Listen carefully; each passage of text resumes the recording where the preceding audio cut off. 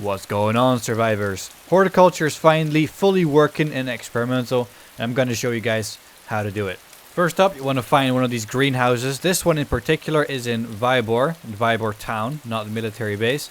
And you just want to dig a hole with your shovel or your farming hoe. And once you've done that, you're actually already ready to plant your tomato seeds. Although it is actually better to use some lime to fertilize the soil instead, because then the plants will grow twice as fast. It takes a couple of minutes for your plant to grow fully, so it's actually worth waiting for if you just want to have a load of tomatoes. There's 8 slots in the greenhouse, so you can plant 8 plants.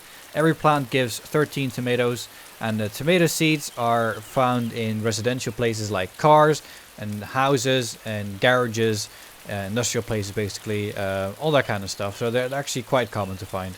And there you go, the finished product, 8 plants of 13 tomatoes, which makes 104 tomatoes in total with one go at the greenhouse.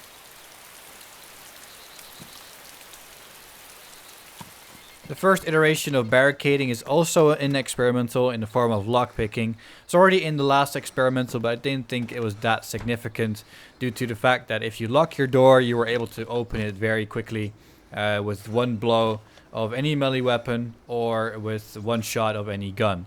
So it's not a very effective way to barricade up your door.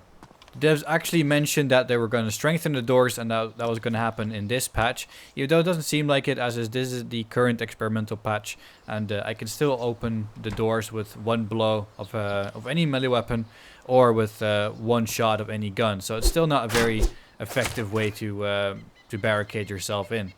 Even though it's not very effective right now in experimental, I hope they change it before it hits stable, since it is actually a very good tactic if you have a good squad. You don't need anybody to guard a door anymore if the door was a little bit stronger.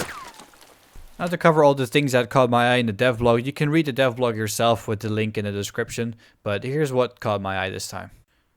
So it seems like the Derringer, the AK74M, the AKS74U should be in before the end of October. If you've been very frustrated with the current way the persistent servers spawn their loot, that's because the system is actually a first placeholder system that they're using right now. But they're working on the definite system that they're going to use in the future.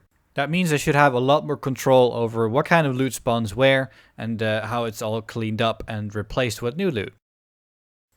Last but not least, I found new game controls and the implementation of the V3S. It does insinuate that the V3S should be coming to the game very shortly, and hopefully we'll be seeing it before the end of the year.